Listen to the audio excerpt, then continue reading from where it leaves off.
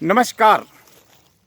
5 जून की 5 सफल कहानियां आज हम आपके सामने लेकर आ रहे हैं। 5 जून आने वाला है विश्व पर्यावरण दिवस के रूप में पूरा संसार 5 जून को मनाता है।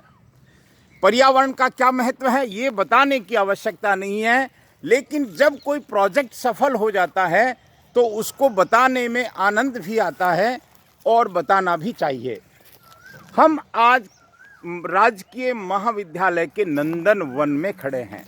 जी हाँ, ये नंदन वन में हम खड़े हैं और 7-8 साल पहले जो यहाँ प्रोजेक्ट शुरू हुआ था राज समाज और भामाशाहों के सहयोग से।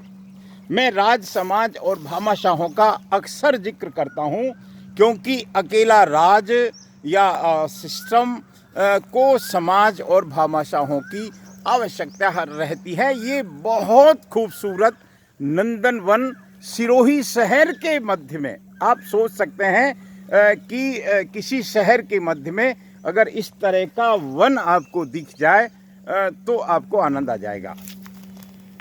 हम शुरुआत आज करते हैं। हम 5 सफल कहानियाँ, सिरोही की 5 सफल कहानियाँ आपको बताएंगे 5 दिन में, और उसकी शुरुआत आज हम नंदन वन से कर रहे हैं। इसकी पूरी विस्तृत जानकारी आपको देंगे, आपको आनंद आ जाएगा। लेकिन आप इसकी खूबसूरती को, आप इसकी सफलता को अच्छे से देख लें कि क्योंकि ये पौधे जो हम देख रहे हैं बड़े बड़े वृक्ष का रूप ले चुके हैं।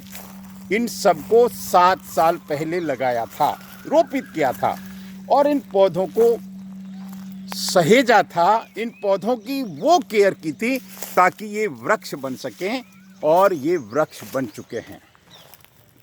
नंदन वन में सैकड़ों पौधे आज वृक्ष बन गए हैं। राजकीय महाविद्यालय विज्ञान परिसर में यह वन स्थित है। जी हाँ, ये शहर के मध्य ही इसको मान सकते हैं। शहर के बीचों बीच होने से पर्यावरण की दृष्टि से यह क्षेत्र काफ़ी महत्वपूर्ण भी है। इस वन की एक सीमा PWD कॉलोनी, बहुत लंबी सीमा है, 4 दीवारी है। एक दीवार हाउसिंग बोर्ड और बक्सावा को जोड़ती है। नंदन वन को तैयार करने में अनेक लोगों ने अपनी भूमिका तय की है। हम आपको ये नंदन वन बता रहे हैं। बेशक आपको यहाँ कुछ इस तरह का नज़ारा ज़रूर आएगा, क्योंकि यहाँ हम आपको कह देते हैं ये राजकीय परिसर है महाविद्यालय का। इसको और सुंदर बनाया जा सकता है और सुंदर बनाने के भी प्रयास होंगे।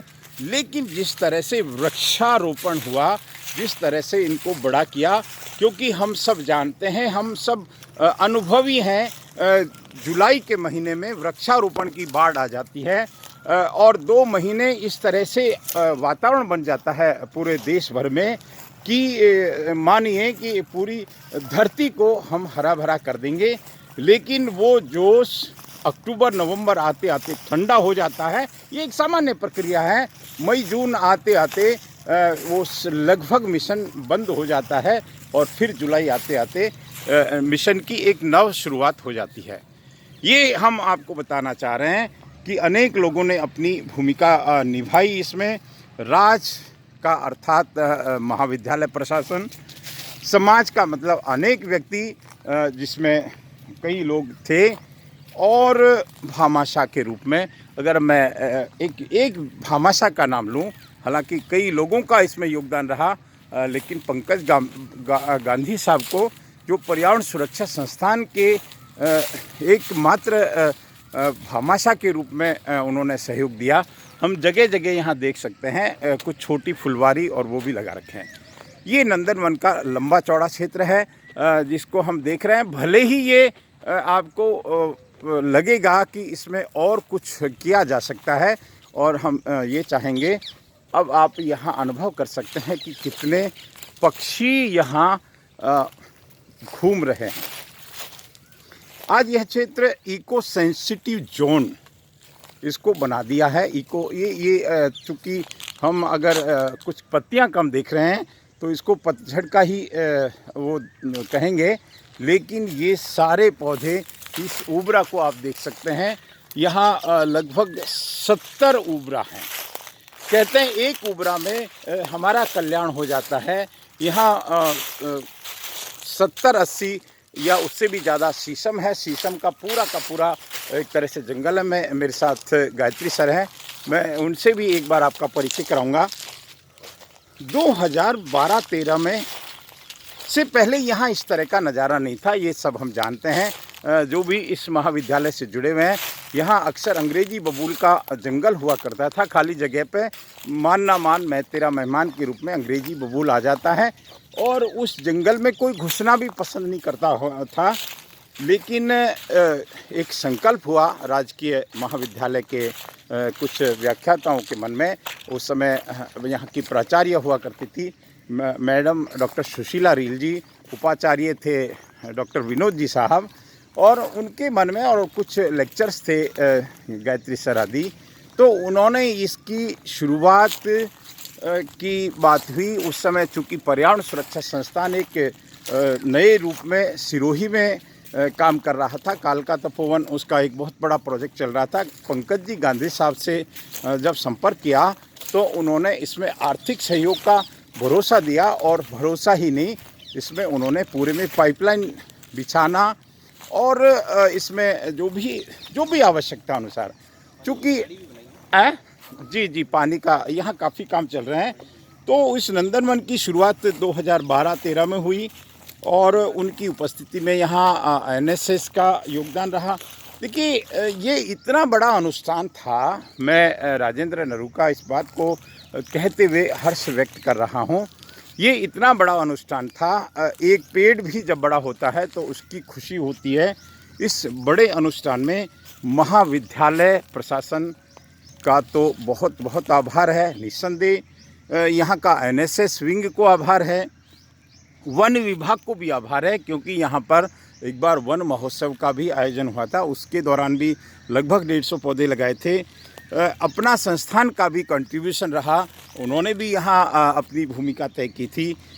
हमारे कुछ मित्र हैं जिन्होंने भी समय समय पर इसमें आर्थिक सहयोग का रहा था, जिसमें किशोर जी शाह और कीर्ति भाई जैन आदि। और मुझे भी एक सौभाग्य मिला, चूँकि 5 जून को मेरी बेटी की शादी थी, तो इससे बढ़िया कोई अवसर नहीं था 101 पौधे लगाने का। मेरा भी मन किया और मैंने भी यहाँ लगाए। तो कहने का भाव ये है कि यहाँ बहुत लोगों ने अपनी भूमिका अदा की, हम देख सकते हैं। अगर मैं मेरी बात को थोड़ा शांत करूँ तो यहाँ आप पक्षियों की चहचहाट को सुन पाएंगे।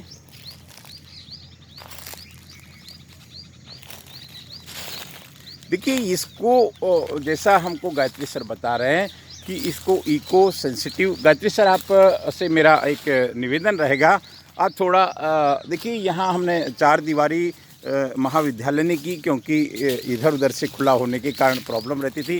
गायत्री सर बात बताएं, महाविद्यालय का तो ये बहुत बड़ी उपलब्धि है शहर के बीचों, क्या कहेंगे इसके बारे में आप?